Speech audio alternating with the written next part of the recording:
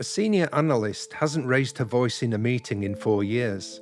Her recommendation gets passed over, and she agrees, pleasantly, that the other approach is probably better. Then the work she owes the person whose approach won arrives late, arrives thin, and arrives with a note explaining that she didn't want to overstep. A department head takes the blame for a lost bid in front of his own director. Everybody present agrees that was admirable. 2 of his team later describe it as the worst afternoon of the year, because he spent the rest of that day making it very clear, in a series of individually reasonable conversations, whose fault it actually was. A program manager sends an email at 11 o'clock at night correcting a small error in a document somebody else wrote 9 days earlier, copying in 2 people who didn't need to be copied. Not one of those is an actionable grievance, but all 3 cost somebody something. Here's what makes that pattern of behaviour expensive. Every incident is small enough to absorb, so nobody calls it out. And because nobody calls it out, everybody around it adjusts instead.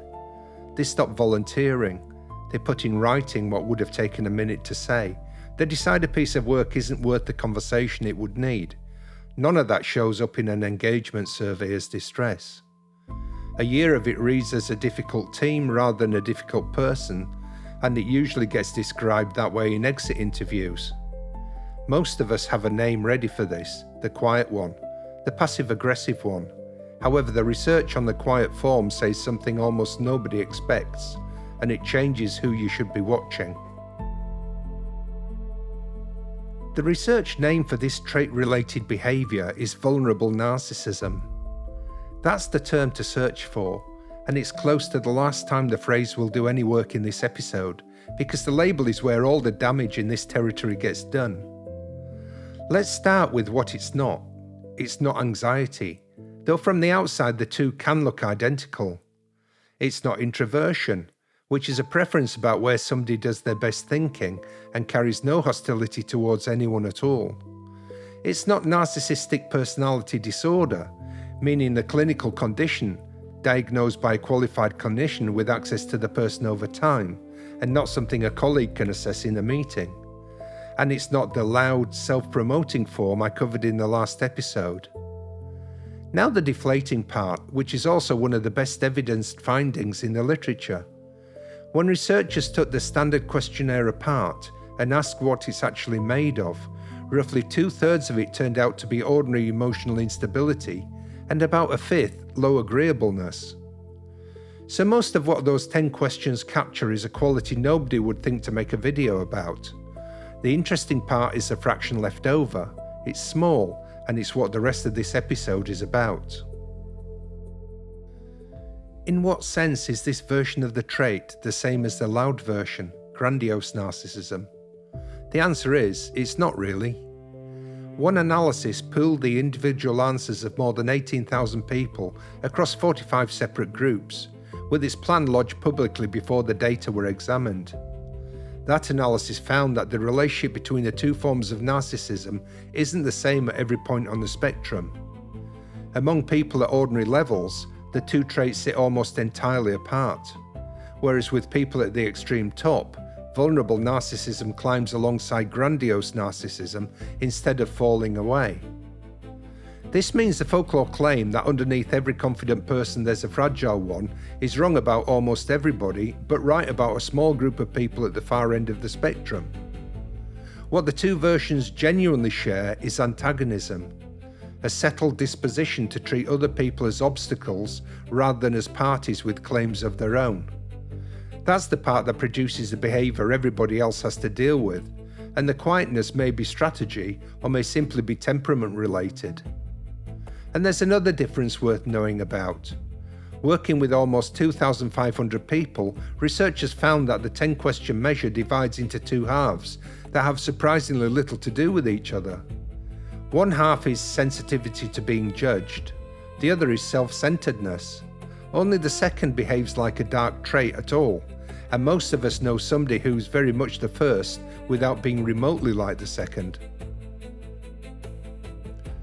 Now for the finding that reframes the problem. 344 managers answered questions about both trait forms, and their scores were set against 7 published samples drawn from the general population. The managers came out higher on the loud form and lower on the quiet one. So if you spent the last 4 minutes picturing your boss, the probability is against you. On this evidence, the person a description fits most closely is more likely to be a peer, somebody at your own level in another function, or somebody who reports to you. There may be a reason for that, and for clarity, it's an argument rather than a finding, because nobody has tested it. Job promotion tends to reward visible confidence in front of people who do not know you well, claiming credit early and in public, and an appetite for exposure. Somebody who takes an offhand remark home with them at the end of the day may find all that intolerable rather than energizing, which would mean the process is filtering for comfort in a room rather than for character. Inside that same group, the researchers asked what each form predicted about 3 kinds of work performance. The loud form predicted none of the 3. The quiet form predicted 2, more of the behaviour that damages an organisation and less of the job as written. One caveat, that was a single group of managers answering questions about themselves, including questions about their own damaging behaviour, which is not the strongest or most reliable form of evidence available on any question. Picture what the researchers put in front of their participants, because it's deliberately ordinary and it's doing all the work. You lead a sales and marketing department of 5 teams. One of those teams has just failed to win a significant piece of business, and an email has arrived from the unhappy client. In one version, the email makes clear that the failure was yours. In another, it makes clear the failure belonged to the team leader who reports to you. In a third, it says nothing about whose fault anything was, leaving you to work it out for yourself. The researchers asked what you would do to the team leader sitting downstream of you. The answer depended almost entirely on which of those 3 emails had arrived, and on where you sat on one particular set of personality questions. Almost everybody assumes that the manager who lashes out is the manager who ducks the blame. It's an assumption with a certain moral tidiness to it, because it lets the aggression and the arrogance be one failing rather than 2. Meanwhile, the evidence points the other way. One research team proposed a different route, tested it 3 times in 2 countries, used 3 different designs, and involved 938 supervisors in total. Across all 3 studies, the leaders who reported treating their people worse were the ones higher on the quiet form of narcissism. The researchers repeated every analysis for the loud form, and in their own words, the results didn't replicate for grandiose narcissism. The route runs like this. A failure arrives. The leader takes it internally and decides it says something about the kind of person they are. That produces shame, and the shame then gets relieved in the only direction available, which is downwards at somebody who can't easily object. Shame is a specific emotion doing the work here, and it's separate from guilt, because the 2 get used as synonyms and behave nothing alike. Guilt is about what you did, and it points to repairing it. Shame is about what the thing proves you are, and it points to getting out of the room. There's not much anybody can do with shame except deny it, avoid everybody who witnessed it, or attack whoever seems to be holding it up in front of them. Only the last of these is available to somebody who has to chair the same meeting again on Thursday. Here's the result to carry forward of this episode. The 3rd study ran in the United Kingdom with 292 supervisors, and it replaced the imagined situation with a real one. Each participant was asked to recall an actual recent mistake involving one of their own people, and to describe it in detail before answering anything else. The link between the trait and hostile treatment appeared when the participant was left to work out the blame for themselves. It vanished when the instruction told them the failure was theirs. Think about that for a moment, because it's the opposite of what the folk model predicts. Telling a leader that the failure was theirs did not make things worse for the person downstream. Leaving it open did. There are limits to this because this research reflects early work. Overstating conclusions now could be expensive later. The hostile treatment was reported by the leaders themselves rather than by the people on the receiving end, and no study has yet asked the people underneath. The shame step held in the second study, but did not hold in the third. The researchers say so themselves, which is a good sign about the researchers' integrity and a reason to keep an open mind about the results. Two more numbers from one of the largest evidence bases in this area. A pooled analysis of 437 separate studies covering more than 123,000 people. First, every side of narcissism they examined, including the quiet one, was related to aggression. That's not what the popular account predicts, which is that the quiet one suffers and the loud one harms. This makes a tidy story, but doesn't survive contact with the data of the 437 studies. The second finding is the one to take forward. The link was about twice as strong when the person had been provoked compared to when they had not. Provocation here doesn't mean anything dramatic. Being ignored counts, being left out counts. So does a reply that comes back in 4 words when the message took 20 minutes to write.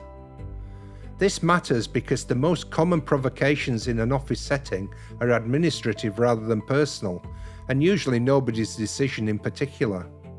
The meeting invitation that goes to 7 people and not the 8th. The decision taken in a corridor and announced in a room. The document that circulates with somebody's contribution folded into a section under another name. Not one of those was about anybody, it arrived anyway. And what you can change isn't the person, it's how much interpretive work that you leave them to do. So what can you actually do? First, 3 things not to do, because that's where most damage gets done. Do not reassure harder. When somebody says, "This is all my fault," in a tone that invites contradiction, most of us reach for some version of, "Don't be silly, it was nobody's fault." It's kind, it's cheap, and it reaches neither of the 2 steps that matter.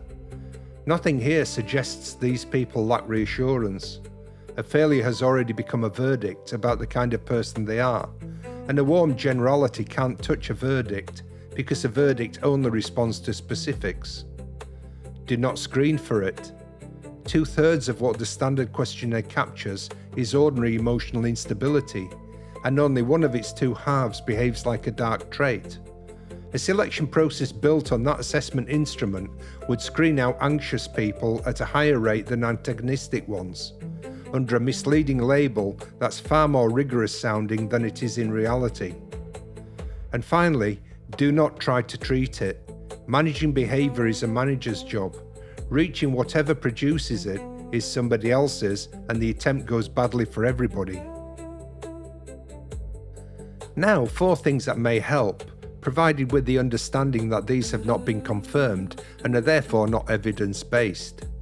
This is consistent with my approach to reporting evidence-based research. Firstly, when something goes wrong, name what happened and what caused it in specific and plain terms before anybody can turn it into a verdict about a person. Not, "these things happen," which is a generality and settles nothing. Instead, the client changed the specification in week 3 and we didn't reprice, so the margin had gone before the pitch. Be specific, because a verdict can only be displaced by an account of the situation more detailed than the verdict. Warm platitudes are not detail. Act quickly, because by the time somebody has decided what a failure proves about them, you're arguing with a conclusion rather than preventing one. One version of this goes wrong, and it's the version most managers reach for first. A list of causes so long that nobody could be responsible reads as managing the room, and it'll be interpreted as somebody is being protected. What you say has to be true, accurate, and short enough to be believed. Secondly, shame is about being seen, which is what separates it from guilt. One experiment bears on this directly. People high on the trait felt more shame than those low on it after receiving disappointing feedback on a task they thought they'd done well. Bear in mind that this is just one experiment, so treat it accordingly. The consequence is not to soften the criticism, which leaves the recipient unclear about what was said. It's to hold the content steady and shrink the audience. So the correction happens one-to-one rather than in a team meeting. Correcting one person in a group saves you time and borrows it from the person who then spends a fortnight deciding what it meant. Notice the tension with the first move, which asks for public account. Both can hold. The account of what went wrong is public. The criticism of an individual is private. Keeping those two on different channels is the whole skill. The third move follows from a provocation finding, and it's the least intuitive line here. The natural response to a colleague who is hard to read is to withdraw politely, and every way of withdrawing is ambiguous by design. The vague excuse, the unanswered message, the meeting held without them. Each avoids a scene, and each is closer to the input that produces one. The vague excuse costs you more than the clear no. The fourth move is one I would keep if I had to drop the other three. It's also practitioner judgment rather than research, and no study has tested it. Everything so far speaks to whoever is managing the situation and who holds authority over it. The finding at the centre of this episode concerns somebody having a hard time and then transferring it onto people with less power. Only the second half of that is anybody else's business. So the first question is rarely how to help the person in the middle. Ask instead who is absorbing the transfer, whether they have anywhere to take it, and who writes the report on that team that reaches the level above. Usually it is, and that's what turns a personal challenge into an organisational problem. Now the part most videos on this subject don't cover. There's no tested way of handling this. None of the four moves has been researched. The research is reasonably strong on the mechanism and close to silent on what to do once you've found it. The newest evidence complicates things rather than simplifying them. A study published this year asked 442 employees to rate their own leader.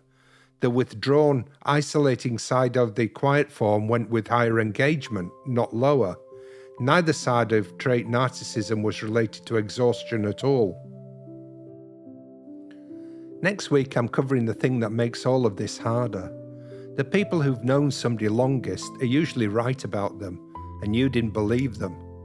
Look out for episode 7. One last thing about today's episode. Everything here is a statement about groups. Not one of these studies promotes drawing a conclusion about the colleague you may have been thinking about while watching. Research can change what you expect and what you can try first. It can't tell you what's going on inside a person.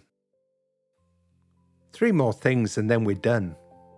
The written version of this episode is on my website. Every reference, each verification status, and the 4 things I still don't know. If you want to check anything I've said, you can find it there. The link is in the description and on screen now. Please like and subscribe if you want the rest of the series. This series is working through the antagonistic core, one form at a time, and each weekly episode assumes the one before it. I want one thing from you, because you can answer it and the literature can't.